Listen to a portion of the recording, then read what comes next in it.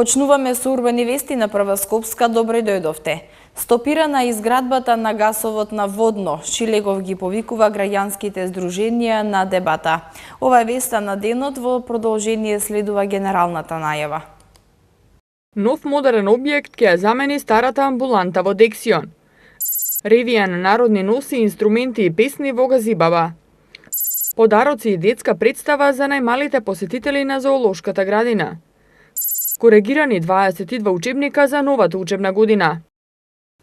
Градоначалникот на град Скопје Петре Шилегов ги повикува в понеделник на дебата представниците на надлежните државни органи и граѓанските здруженија, кои покажаа загриженост за изградбата на гасовод на Водно и информираше дека изградбата на гасоводот е стопирана, се до завршување на процесот на диалог. Градежните работи за изградба на гасоводот на Водно се стопирани, информираше градоначалникот на град Скопје Петре Шилегов и ги повика на дебата представниците на надлежните државни органи за изградба на гасоводот на Водно, како и представниците на граѓанските здруженија кои покажаа загриженост. Дебатата ќе се одржи в понеделник на 3 септември во 13 часот во просториите на Советот на град Скопје. Градежните работи на Водно ќе бидат стопирани се до завршувањето на процесот на диалог и дебата. Изградбата на гасоводот на Водно предизвикува загриженост и реакции во јавноста. Сакам да потенцирам дека пред почетокот на градежните активности претходеа интензивни разговори со активистите и здруженијата на граѓани, во кои разговори се бараа заеднички, алтернативни и компромисни решенија. Токму како резултат на овие разговори успеавме да издействуваме намалување на ширината на трасата од 25 на 10 метри, како и измени на трасата во 4 километри. Но, и покрај ова, очигледно е дека во јавноста се уште постои загриженост за ваквата траса и за изградба на гасоводот. Јас, како градоначалник, не можам мирно и немо да го наблюдувам овој процес и да не го слушнам гласот на јавноста. Од тие причини, град Скопје одлучи во понеделник во 13 часот во просториите на Советот на градот да организира диалог и дебата на загрижените страни.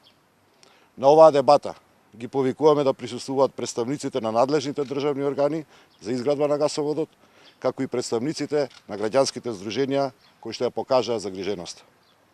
Во меѓувреме, сакам да ви известам дека градежните работи на Водно се стопирани и процесот на изградба на гасоводот на Водно исто така се до завршување на процесот на диалог и дебата.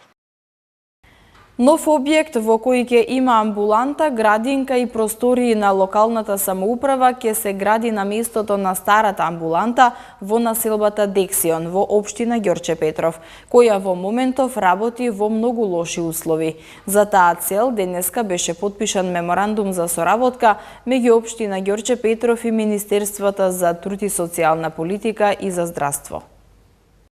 Руинирани и стари бараки кои наликуваат на запуштен објект е всушност местото во кое е сместена амбулантата во населбата Дексион во општина Ѓорче Петров. Токму поради лошите услови, на ова место се предвидува да се изгради нов објект кој ќе биде повеќе наменски. До средината на следната година на оваа локација во општина Ѓорче Петров се очекува да биде поставен камен темелник за повеќе наменски комплекс за јавни услуги, што вклучува изградба на нова градинка и нова модерна амбуланта, како и административни простории за потребите на локалната самоуправа, на местото на постоечката здравствена институција, преку договор за јавно-приватно партнерство.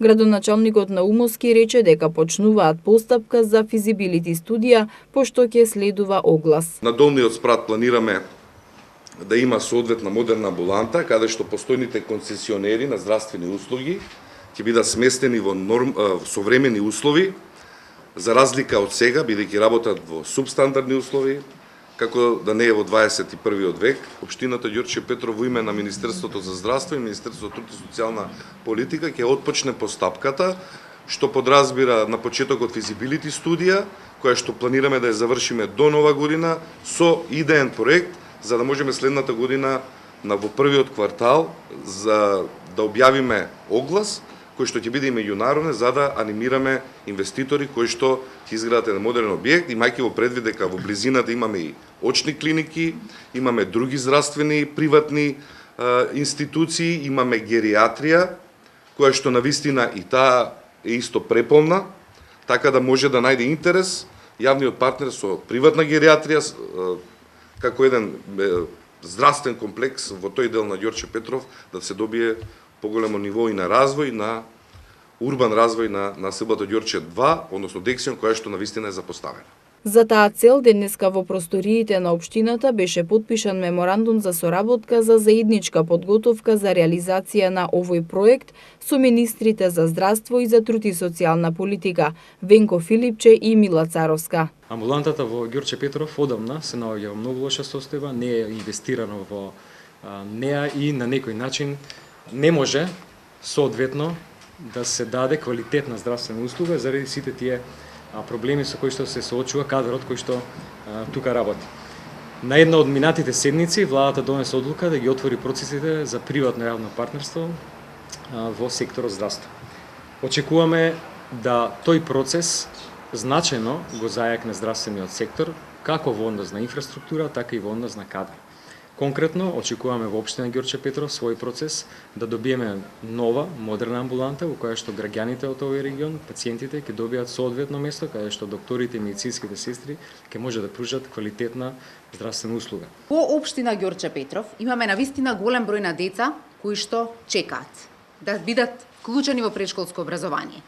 Целиот овој проект кој што е предложен тука, сметам дека ќе даде придонес во намалување на таа бројка, но исто така морам да истакнам соработката со градоначалникот, кој што е во постојана комуникација со тимот за капитални инвестиции во Министерството за труд и сме во подготовка на дополнителни 2 проекта кои што треба да се инвестираат во општина Ѓорче Петров во наредната година и очекувам дека навистина прашањето за вклучување на деца во предучилишно образование во општина Ѓорче Петров многу скоро ќе го затвориме. Ова е многу значаен проект за граѓаните, прв од ваков вид, воспоставен меѓу 3 јавни институции и приватен партнер, со кој ќе се овозможи подобрување и модернизирање на условите во здравството и зголемување на капацитетите на детските градинки. По 10-ти пат во манастирскиот комплекс на црквата Свети Спас во Црешево се одржа манифестацијата Ревија на народни носи, инструменти и песни. Градоначалникот на општина Газибаба Борис Георгиевски на отворањето на манифестацијата рече дека оваа манифестација дава можност што повеќе да се слушне за значењето и символиката на носиите од сите краеви на Македонија. Градоначалникот Георгиевски информираше дека голем дел од буџетот е наменет за секторот култура. Во манастирскиот комплекс на црквата Свети Спас во Црешево по 10-ти пат се одржа манифестацијата Ревија на народни носи, инструменти и песни. Манифестацијата ја отвори градоначалникот на општина Газибаба Борис Георгиевски, кој рече дека оваа манифестација дава можност што повеќе да се слушне за значењето и символиката на носиите од сите краеви на Македонија. Градоначалникот Георгиевски најави дека голем дел од буџетот е наменет за секторот култура, а проектите се реализираат со меѓународниот фолклорен фестивал кој трае 4 дена на повеќе локации во Газибаба, културни манифестации кои се реализираат низ општината, низ повеќе населени места, како и концерти за секоја возраст. Георгиевски потсети дека секоја година се одржува манифестацијата Големата мајка во Тумба Маџари, а општина Газибаба ги поддржува и настаните на културно-уметничките друштва и театарските групи во Газибаба. Нашата тенденција и мотив е секоја година да добиваме што повеќе средства за реализација на културните настани и тоа во сите краеви на општината Газибаба, без разлика дали се тоа урбани или рурални населени места. Големиот број посетители има можност да ја проследат ревијата на народни носи и да уживаат во народните изворни песни во изведба на големите имиња на македонската естрада. Градоначалникот Борис Георгиевски ги додели и пехарите на најдобрите екипи на фудбалскиот турнир Газибаба Куп 2018. На турнирот учествуваа 56 екипи од повеќе држави, а целта е децата да имаат можност да одиграат силни меѓународни надпревари со екипи од други земји. Заврши фудбалскиот турнир Газибаба Куп 2018 во општина Газибаба, а градоначалникот Борис Георгиевски на најдобрите им ги додели пехарите. Турнирот се одржува четврта година поред од 28 до 30 август, а учествуваат деца на возраст од 10, 11, 12 и 15 години од Словенија, Србија, Хрватска, Бугарија, репрезентација на Македонија 2003 и 2004, фудбалски клуб Вардар, Работнички, Беласица, Победа Пилистер од Македонија и многу други екипи, вкупно 64 на број. Како што истакна градоначалникот Георгиевски, целта на овој турнир е да им се понуди на децата можност да одиграат силни меѓународни надпревари со екипи од други земји и секој учесник да добие незаборавно искуство кое ќе го понесе дома.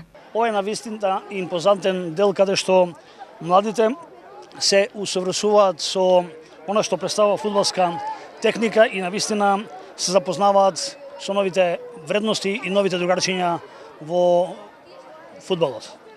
Ние и понатаму ќе продолжиме да ги организираме младите, да ги стипендираме сите талентирани спортисти со цел да ги вратиме на спортските терени. Тоа ни е наша обврска и должност. Токму затоа и општината дава спортски стипендии на најдобрите спортисти. Тоа ќе го продолжиме и во иднина да го правиме. Спортските игралишта се реновираат. Во изминатиот период започнавме со реновирање на две игралишта со вештачка трева, а тоа ќе го продолжиме и во наредните денови уште на две спортски игралишта. Турнирот е во организација на Сдруженијето Спорт Јуниор во координација со Општинскиот фудбалски сојуз Газибаба со поддршка на општина Газибаба. Министерството за образование и наука ќе достави 22 коригирани учебника за учебната 2018-2019 година, а учениците од прво, второ и трето оделение ќе имаат нови комплетни учебници секоја учебна година. Ова се дел од конкретните активности кои ги презеде Министерството за образование и наука заради обезбедување што подобро и поквалитетно образование за сегашните и идните генерации на ученици. 22 коригирани учебника за учебната 2018-2019 година достави Министерството за образование и наука низ училиштата. По прв пат од оваа учебна година сите учебници што МОН ги обезбедува бесплатно за учениците истовремено ќе бидат во слободна продажба и тоа со истата цена по која Министерството ги откупува. Ова се дел од конкретните активности кои ги презеде МОН заради обезбедување што подобро и поквалитетно образование за сегашните и идните генерации на ученици. Од МОН информираа дека сите ученици од прво, второ и трето оделение ќе имаат нови комплетни учебници секоја учебна година. Во тек е процесот за изготвување на нови 31 учебник за стручно образование. Од оваа година за прв пат се воведува италијанскиот јазик како втор странски јазик, информира министерот Адеми. Директорката на педагошката служба Вања Велева рече дека повикувајќи се на измените во Законот за учебници во основно и средно образование, иницирани од владата, а усвоени од собранието, се овозможени интервенции на најмногу до 30% од содржината на учебниците. Овој викенд во Зоолошката градина Скопје ќе има повеќе активности за најмладите посетители по повод почетокот на новата учебна година. Како што информираат од Зоолошката градина, ќе се делат подароци, ќе има танцување, детски представи и уште многу други забавни детски содржини.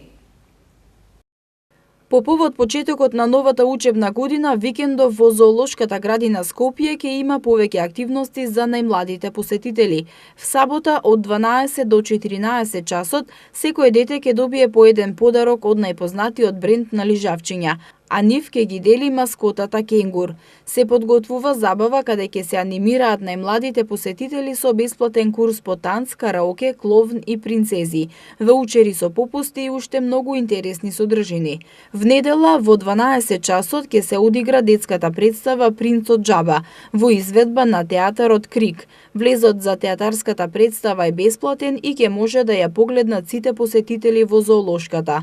Ова лето зоолошката градина Скопје бележи рекорди во посетеност. Неделно има и по 11.000 посетители, што е двојно повеќе во однос на минатото лето. Со тоа зоолошката градина во Скопје е најпосетената установа во Македонија.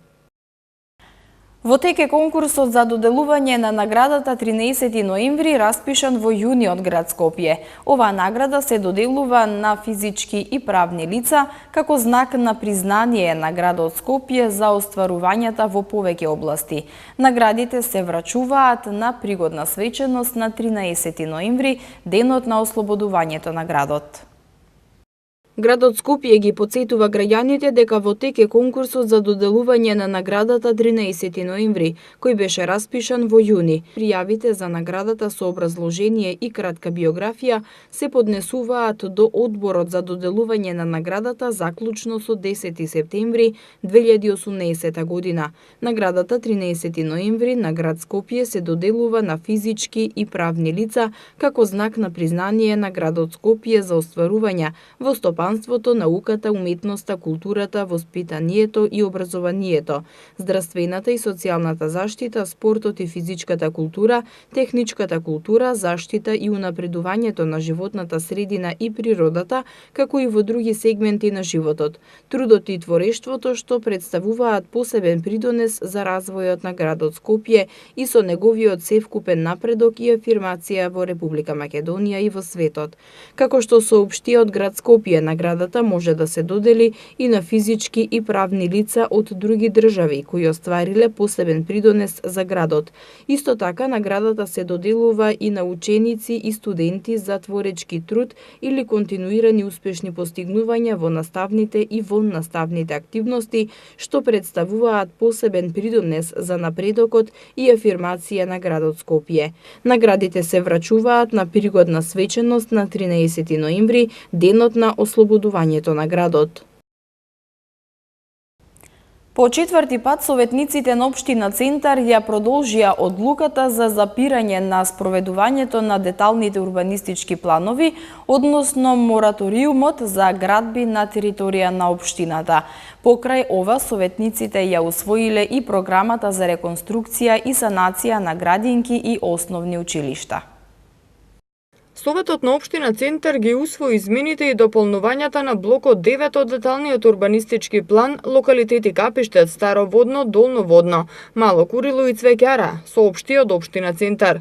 Блокот 24, кој исто така беше предложен за измени и дополнувања, но поради низа неправилности, меѓу кои изголемениот број жители и возила и стамбени објекти, како и потреба од повеќе зеленило.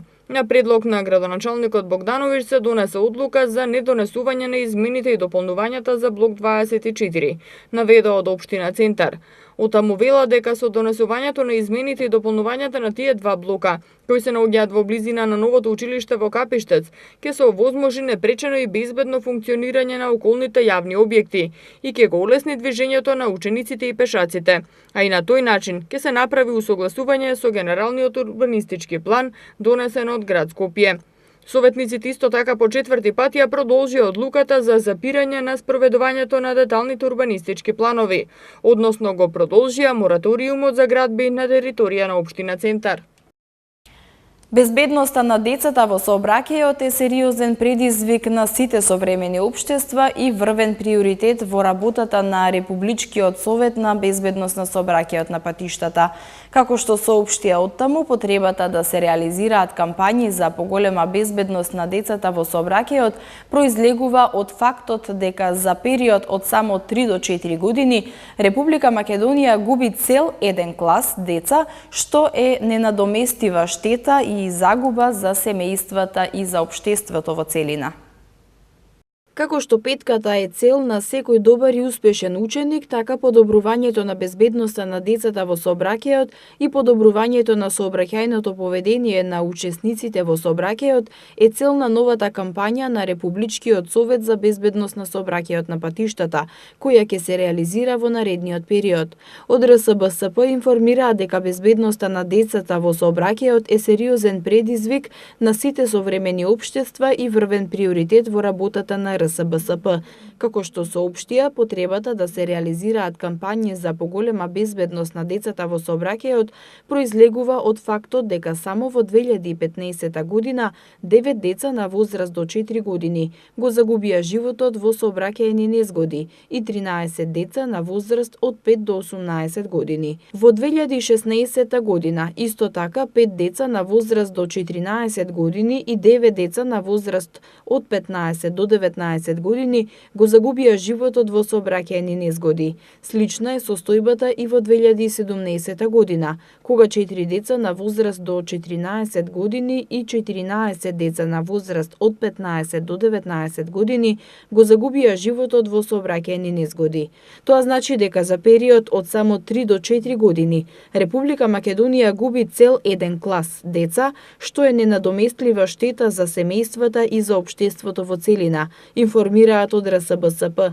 Дел од пораките во рамките на кампањата се одличен пет ако дополнително внимаваш на децата во сообраќајот, ако си добар пример за твоето дете, ако внимаваш на пешаците, ако возиш со намалена брзина.